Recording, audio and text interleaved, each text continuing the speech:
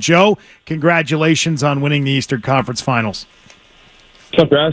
Good morning. Good talking to you. Appreciate it. How you feeling, Joe? How you feel? Pretty good. It's a great accomplishment. Obviously, you can't achieve what we want to achieve unless we get through this stage. So we got through it, and now we start to prepare for the finals. So, what do you do with the time off? How do you handle the layoff? How do you stay fresh, stay engaged? Not only you, but the players, obviously, as well.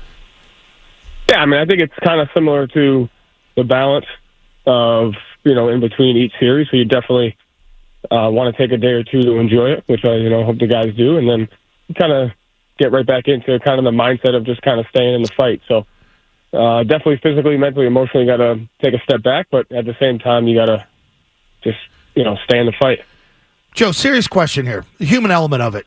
Does your team hear it from the outside, not only locally but nationally, regarding the run you guys are on? And I'm talking from a negative perspective that people question the path. You avoid this team, that team. You guys are 12-2. Throughout these playoffs. Does it piss you off when you hear things from the outside, when things are talked about from a negative standpoint with the team? No, I don't hear a ton of it. You obviously know what's out there just because you're getting asked questions every other day.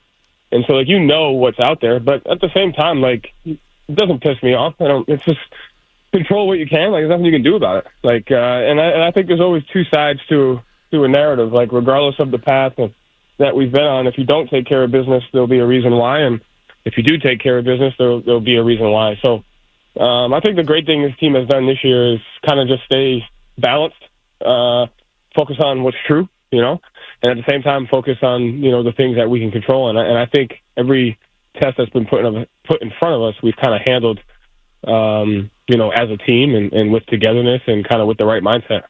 How close have you paid attention to what's happening in the Western Conference with that series?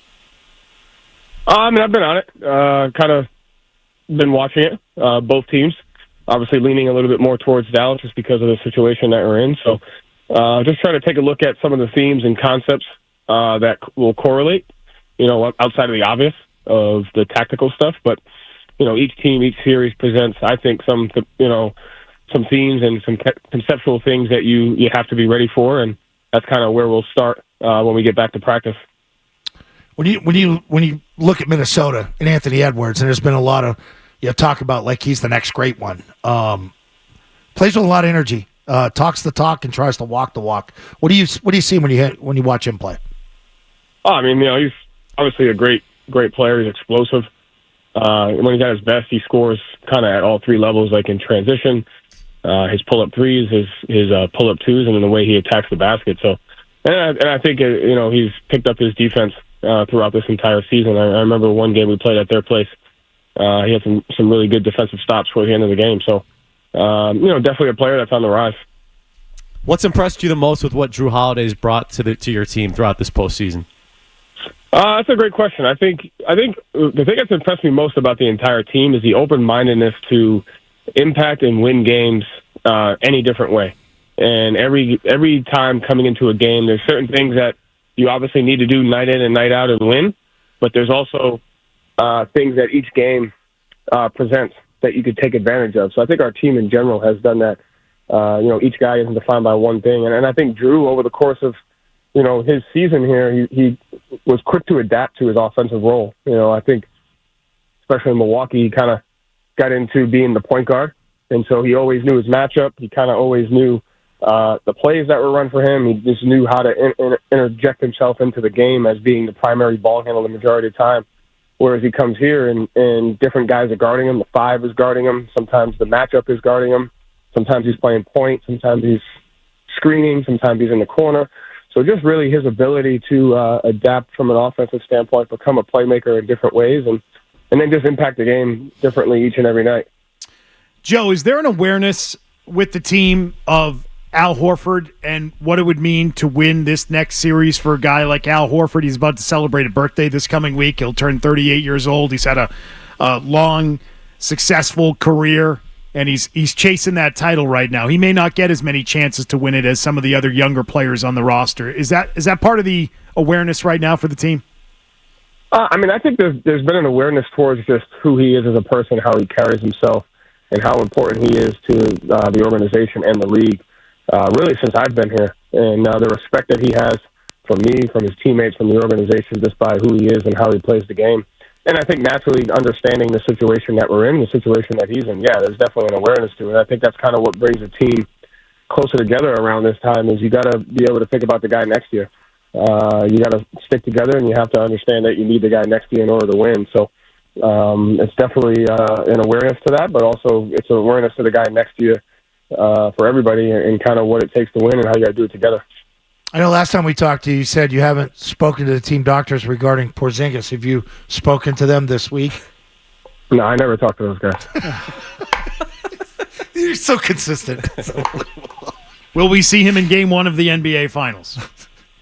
I'm not sure. I don't know yet. I do know he ramped it up on the court a little bit. I do know, I've said he's working really, really hard. There's a couple of shoot-arounds where he hasn't done anything with the team, but he's been in a one-on-one set, kind of ramping it up, the intensity level of it. So I know he's getting better and better. When you say he's ramping it up, that's safe to assume he had been ramping it up during the last series and not just the last couple of days? Okay. Yeah, throughout this, yeah. Do you think the entire team is going to need to ramp up again with the layoff? I look at it, I think that could potentially be a disadvantage because of the time off. So what do you have to kind of do to get everybody ramped up again? I mean, anything can be a disadvantage or an advantage depending upon how you use it. I mean, the last time we were in this situation, we didn't have any time off, so we didn't really know if that was an advantage or a disadvantage. So I think it's really just what you do with your time, whether it's 8 days or 1 day. And so you progressively have to just re-enter the fight. You got to prepare your mind, your body, your spirit for a battle, for a fight, for 7 rounds. And on the first day of practice, we'll start fighting again and kind of getting into that mindset. So it doesn't really matter. It doesn't really matter what's good or what's bad for you. It just depends upon how you use your time. Make sure you use it wisely. Make sure you use it just getting back into the fight. Joe, like the teams you play, like you kind of have an idea how it's going to go. But this Indiana team, and I know Jalen talked about it after Game 1. We didn't come with the intensity that they brought. They stressed you guys, even though you won 4-0. That team's athletic, and were you surprised how well they played throughout periods of each game?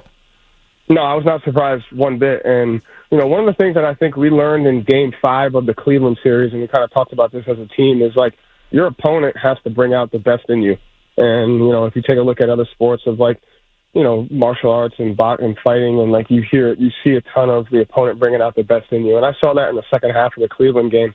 And that was one of our themes heading into the Indiana series. Like that team is good. Like they test you physically because of their ability, the speed that they play with. They test you mentally because of the pressure that they put on you every single possession, and like your ability to communicate, your ability to stay disciplined in your coverages and your body position. They test you emotionally because it feels like every basket is a loud basket because they can shoot threes, they can shoot layups, they can shoot mid-ranges really good, they're fast. And so, like, I thought that was the theme heading into that series. Is like, hey, these guys are going to test our discipline, they're going to test our communication, but they're going to force us to have to bring the best out of ourselves. And so that was a really, really good team, well coached.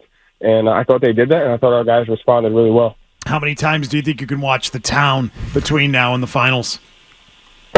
Yeah, I got a couple of different options on there. A couple of different things that I like to go to try to keep me in the fight, keep me balanced, keep me ready to go. So there'll be a couple different films there. See, the next couple of days are going to be like 80 and sunny. What are you going to do with all that bad weather? Oh, tomorrow's a good one. 60 rain for tomorrow. We've got a Joe day tomorrow. On the plane ride back from Indiana, it was pouring rain in Indy, and I was like, this is what it's all about right here. Winning when it's crappy out. That is the weirdest sports fetish have you seen, have you guys seen Restrepo? No. Tell us about it. Oh, man. Great documentary on Apple TV by Sebastian Junger, journalist that kind of went with the platoon in the Corrigan Valley during the Afghan War. And it's like a true documentary of like just a day in the life. So that'll be on the list, too. Huh. I'm going to put that on my list. Gotta watch it. Yeah. You've never steered us wrong in this regard. Yeah, this one's good, man. It's like Lone Survivor's a good one. American Sniper's a good one. Yeah. Zero Dark 30. But this one's like a documentary, so you really get real. Yeah. Yeah. Right. Not a All right, Joe. dramatization. Joe, great to talk to you. Congrats again. We'll speak to you next week. Hey, we'll see. Yeah, we'll talk to you next week. Thank you, guys. Sounds See you, good. Joe. See ya. Later. If you like that clip, check out more videos from Zolak and Bertrand here. For more Celtics analysis and opinion, hit this playlist. And for all the latest from the Sports Hub, download the app at 985thesportshub.com.